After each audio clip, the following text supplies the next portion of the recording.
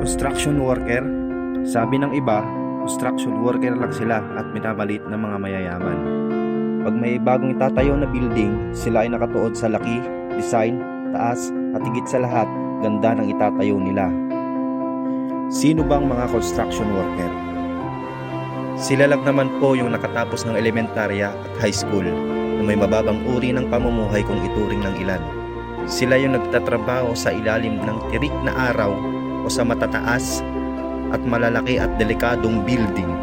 Sila yung hindi iniisip na mahulog o mabagsakan na mabibigat na bagay sapagkat iniisip nila kung paano bubuhayin ang kanilang pamilya sa tamang paraan na walang inaapakan na tao.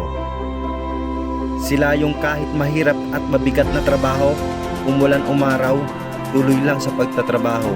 Pero maliit ang sweldo, tinitiis nila para sa pamilya. Ganito nila kamahal ang pamilya nila. Lahat gagawin nila, walang iniisip na hirap at pagod. Martilyo, lagari, pala, welding machine at iba pang gamit ang nagsisilbi sa kanila na ballpen. Sila yung madalas baon, sardinas, itlog, tuyo, payless, minsan chichirya, at asin na lang pero masaya na sila doon. Isa sila sa pilit pinagkakasyang maliit na sweldo at minsan kulang pa. Be proud dapat tayo sa kanila.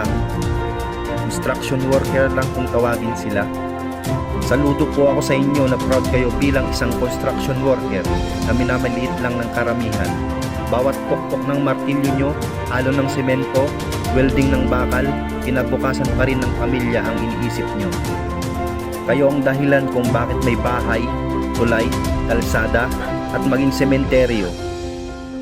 Kaya dapat maging proud tayo sa kanila at wag nating maliitin ang kakayahan nila.